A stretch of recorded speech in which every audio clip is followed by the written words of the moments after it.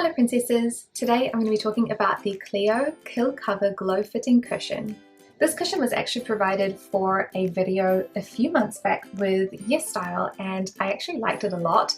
So after I did all of the other, footage for the other things that I had bought, I was like, I would like to review this one as well.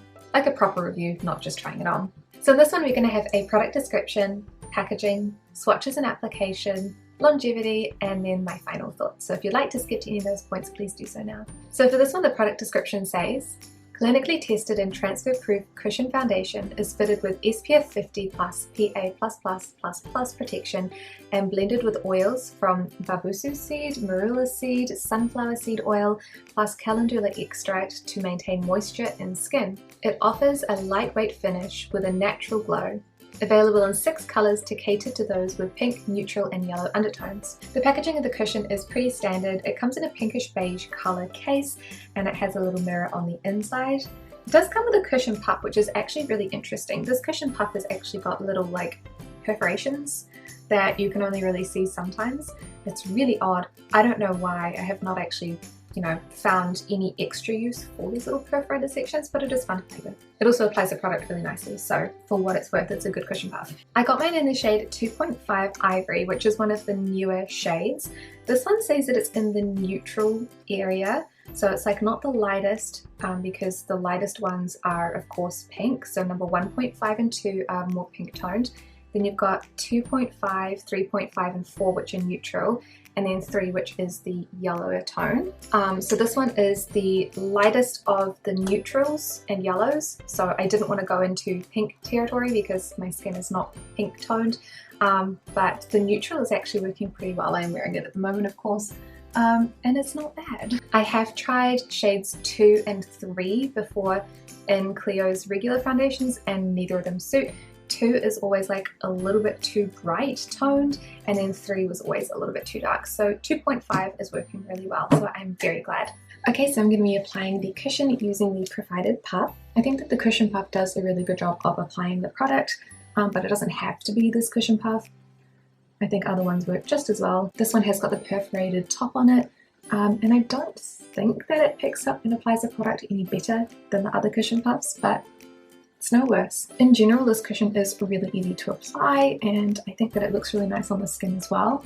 I think that it gives me a nice sort of more medium coverage, which is really nice because at the moment I am still wearing a mask for work and a lot of other places as well, as I am in New Zealand. I think that the more natural finishes look better throughout the day because if it rubs off a little bit with the mask, then it's not quite as noticeable as something that's more full coverage. So this is how the skin is looking with one half applied and the other half not.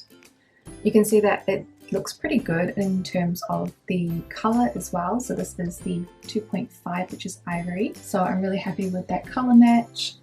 And it just looks like my skin, but a little bit better. So I'm gonna do the other side, and then I'm going to zoom you guys in. Okay, so here is the full face, which I think looks really nice and natural.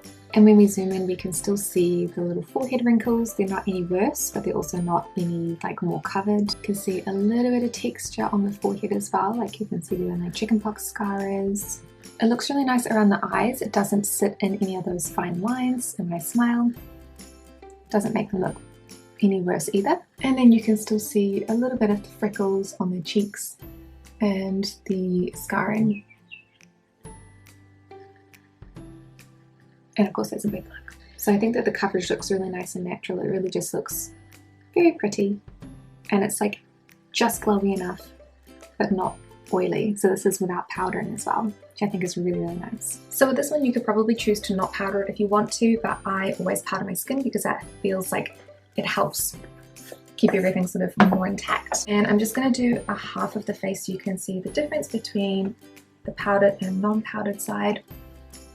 It still looks soft and glowy, but not quite as glowy, of course, because it's been mattified a little bit by the powder. This one is from Skin Food, it's the Peach Sake Pore Powder. So that side is slightly more glowy, and then this side is still nice, still luminous, but it's not as shiny. And yeah, so I'm going to do the rest of my makeup and go on about my day. I will probably have to wear a mask at some point, so there will be a little bit of smudging from that, but this is probably the day that I have the least amount of mask wearing to do, so I can get the best wear. So I will check back in throughout the day for you. So this is how the foundation is looking after about 5 hours wear. It's holding up pretty well, but I do have a little slight patch of wear on my nose and on my chin, which is probably from wearing the mask, but otherwise it looks really good. This is the foundation after 11 hours wear, which is a pretty good day for me. It's a little bit oily on the forehead, especially for this one, and then across the nose too.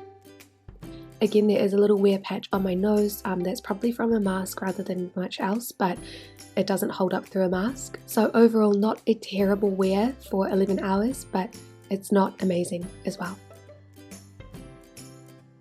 So all in all, I'm really enjoying this cushion, and I probably will use the refill as well, because why not, just so I have a few extras. For me, this one is easy to apply and it looks really nice on the skin.